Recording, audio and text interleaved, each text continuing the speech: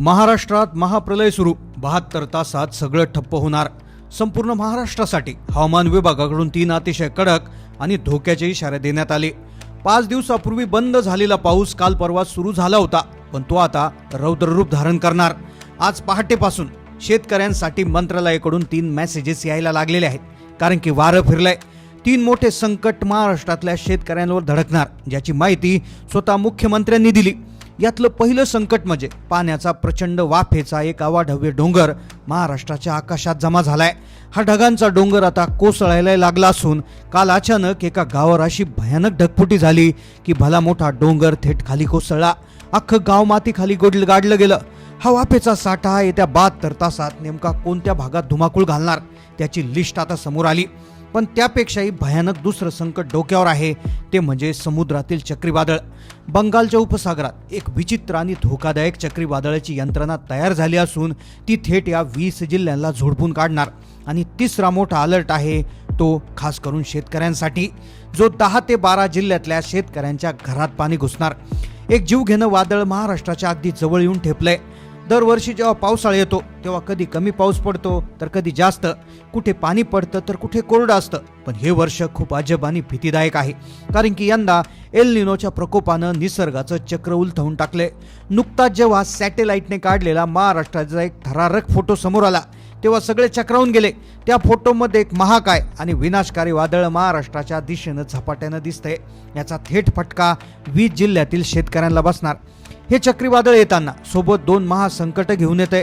पहिली गोष्ट म्हणजे अतिभयानक ढगफुटी, जी या वादळाच्या अगदी पुढच्या भागात तयार झाली असून येणाऱ्या 72 तासामध्ये 20 जिल्ह्यावरती कोसळणार आहे। हे वादळ एका ठराविक दिवशी धडकणार असणारे। मुख्यमंत्र्यांनी तातडीची बैठक घेऊन संपूर्ण महाराष्ट्रात हाय अलर्ट घोषित केलाय। पूर्ण राज्यासाठी प्रशासनाने अत्यंत कडक आणि महत्त्वाचे निर्णय घेतलेत।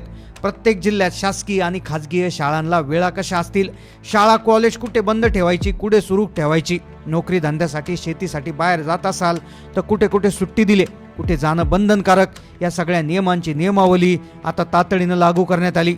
बघा, प्रशासनाने स्पष्ट आदेश दिले। स्वतः मुख्यमंत्र्यांनी पत्रकार परिषद घेऊन नागरिकांना हात जोडून विनंती केली, आधी तुमच्या जिल्ह्याचे नियम व हवामान नीट तपासा, मगच घराबाहेर पाऊल टाका, अन्यथा जीविताचे आणि पैशाचं नुकसान होईल। मग सरकारनं नेमकं कोणते नियम जाहीर केलेत? हे चक्रीवादळ नेमकं कोणत्या तारखेला धडकणार? ढगफुटीचा पाऊस कोणत्या 20 जिल्ह्यामध्ये हाहाकार माजवणार? समुद्राच्या लाटामुळे कोणत्या भागाला धोका? तसेच पुढील महिने ऑगस्ट आणि सप्टेंबरमध्ये पावसाचा जोर कसा असणार? येणाऱ्या 72 तासात कुठे रेड अलर्ट दिलाय? सगळा सखोल रिपोर्ट आपण जाणून घेतोय। पहा, राज्यात निसर्गाचं भयानक महातांडव पाहायला मिळतंय। 3 वेगवेगळ्या मार्गानं महाराष्ट्राला झोडपलं जाणार। काल रात्रीच हवामान विभागाच्या वरिष्ठ अधिकाऱ्यांची एक अतिशय महत्त्वाची बैठक पार पडली, कारण समुद्रात गोल फिरणाऱ्या वादळाचा जो उपग्रहावरील फोटो व्हायरल झाला त्यावर सखोल मंथन करण्यात आलं आणि त्यानंतर संपूर्ण राज्यासाठी 3 कडक इशारे देण्यात आले। मग हे विनाशकारी चक्रीवादळ नेमकं कुठे धडकणार? कोणत्या जिल्ह्यावर पहिला प्रहार होणार? पुढच्या 72 तासात कुठे कुठे ढगफुटी सदृश्य पाऊस होणार? याची सगळी माहिती पुराव्यासहित आपण पाहतो। तर सगळ्यात महत्त्वाची पहिली गोष्ट आहे ढगफुटी। कोणत्या जिल्ह्यांवर ढग कोसळणार ती माहिती आपण सगळ्यात आधी जाणून घेतोय। त्यानंतर चक्रीवादळाची नेमकं तारीख कोणती, तो धोक्याचा दिवस कोणता, सरकारनं काय मोठे निर्णय घेतले, तुमच्या स्वतःच्या जिल्ह्यात कोणते नवे नियम लागू झाले, कान देऊन लक्षपूर्वक ऐका। पहिला धोका नीट समजून घ्या, तो आहे ढगफुटीचा। महाराष्ट्राच्या आकाशात सध्या ढगांची एक अतिशय गुंतागुंतीची आणि अजब साखळी तयार झाली, ज्याला वैज्ञानिक भाषेत वेपर डोम किंवा बाष्पाचा डोंगर म्हणतात। सोप्या भाषेत सांगायचं झालं तर हवेच्या अतिप्रचंड दाबामुळे पाण्याच्या वाफेचा एक महाकाय साठा आकाशात एका 60 जागी कोंडला जातो। हा वेपर ढोब म्हणजे आकाशात तरंगत असलेली अब्जावधी टन पाण्याची एक महाकाय वाटीच आहे। हा पाण्याचा डोंगर महाराष्ट्राच्या डोक्यावर एक विशिष्ट दिवशी फुटणार, ज्याची भयावह सुरुवात कालपासून झाली आहे। काल एका भागात अख्खं गाव माती खाली गाडलं गेलंय, तर दुसऱ्या एका ठिकाणी अवघ्या 5 मिनिटात अख्खं धरण काठोकाठ भरून वाहू लागलं।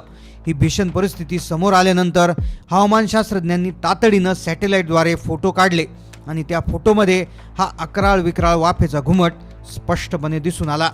पण त्याहूनही धक्कादायक गोष्ट म्हणजे त्या ढगांच्या मागे लपलेलं चक्रीवादळ।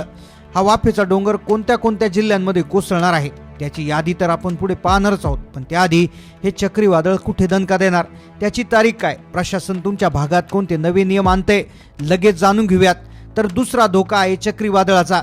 पण पहिला ढगफुटीचा इशारा तात्काळ लागू होतोय. त्यामुळे कोणत्या जिल्ह्यांना सर्वाधिक फटका बसणार याची यादी आपण पाहतोय. पहा, हा जो पाण्याचा महाकाय डोंगर आहे तो सगळ्यात आधी कोकण किनारपट्टीवर आढळतोय. त्यानंतर तो मुंबई, पालघर, रत्नागिरी, रायगड आणि सिंधुदुर्ग या किनारपट्टीच्या जिल्ह्यावर हा ढगांचा साठा पहिल्यांदा कोसळेल.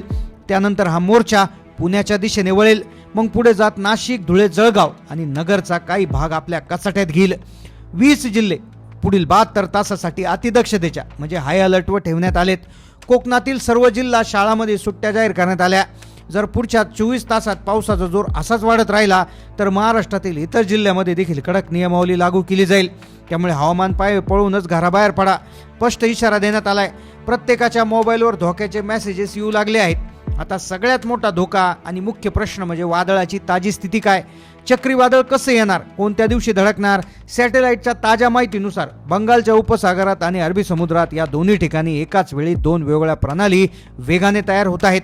आताच्या अत्यंत ताज्या आणि गंभीर हवामान अंदाजानुसार आजपासून महाराष्ट्रातील हवामानात एक रहस्यमय बदल व्हायला सुरू होतोय. हवामान खात्याने दिलेल्या अंदाजानुसार आजपासून 31 जुलैपर्यंत महाराष्ट्रावर टप्प्याटप्प्याने महासंकट येते. 31 जुलैला सगळ्यात मोठा धोका असल्याची अधिकृत माहिती समोर आली. नव्या अंदाजानुसार आज दुपारपासून सुरुवातीला रत्नागिरी, सिंधुदुर्ग, रायगड, दक्षिण कोकणात मुसळधार पावसाचा जोर वाढेल. उद्या आणि परवा हा धोका पश्चिम महाराष्ट्रातील सातारा, कोल्हापूर आणि पुण्याच्या घाटमाथ्याकडे सरकेल आणि तिथे भयानक अतिवृष्टी होईल. 24 ते 26 जुलै दरम्यान विदर्भातील नागपूर, भंडारा, गोंदिया आणि गडचिरोली या जिल्ह्यामध्ये पूर परिस्थिती निर्माण होऊ शकते, कारण की तिथल्या नद्या धोक्याची पातळी ओलांडतील. 28 जुलैच्या सुमारास छत्रपती संभाजीनगर, त्यानंतर जालना, परभणी या मराठवाड्याच्या भागात विजांच्या कडकडाटासह ढगफुटी सदृश्य पाऊस पडेल. आणि सगळ्यात शेवटी म्हणजे 31 जुलै रोजी महाराष्ट्राला सगळ्यात मोठा दणका बसेल तो उत्तर महाराष्ट्रामध्ये, ज्यामध्ये धुळे, जळगाव, नंदुरबार इथे मोठा दणका बसेल. त्यानंतर मुंबई आणि पालघर जिल्ह्याला मान्सूनचा सगळ्यात भयानक वादळी पावसाचा फटका बसणार आहे. खरं तर महाराष्ट्रामध्ये एक प्रकारे एक संकटाचा काळ आता सुरू होतोय. पुढील 31 जुलैपर्यंत सगळ्यात मोठा धोक्याचा इशारा आता देण्यात आलाय. साधारणपणे 24 ते 25 जुलै नंतर हा जो दणका आहे तर तो मोठ्या प्रमाणात वाढणार असून शेतकऱ्यांना त्याच्यामध्ये सूचना देण्यात आल्या आहेत. बऱ्याचशा शेतकऱ्यांच्या पेरण्या रखडलेल्या आहेत. ज्यांच्या पेरण्या राहिलेल्या आहेत तर त्या शेतकऱ्यांसाठी महत्त्वाची सूचना अशी की जिथे पेरणी योग्य पाऊस झालाय तिथेच पेरणी करा. साधारणपणे एक खड्डा खणून जवळपास 100 मिलीमीटरपर्यंत ओल गेलेली असेल तरच पेरणी करा, अन्यथा पेरणी करू नका, असे स्पष्ट आदेश त्या ठिकाणी देण्यात आले. कारण की जवळपास आता 10 ऑगस्टपर्यंत महाराष्ट्रामध्ये एक प्रकारे पावसाचं वातावरण निर्माण होते. तर हा जो अंदाज आहे तर हा एक निसर्गाचा अंदाज आहे. त्यामुळे हा अंदाज कधीही बदलू शकतो. त्यामुळे याला केवळ एक शक्यता म्हणून पहा. तुमच्या मते पावसाची काय स्थिती असू शकते, तुमच्या जिल्ह्यात सध्या पावसाची काय परिस्थिती आहे, नक्की कमेंट करून कळवा. चॅनलला नवीन असाल तर सबस्क्राईब करा. धन्यवाद.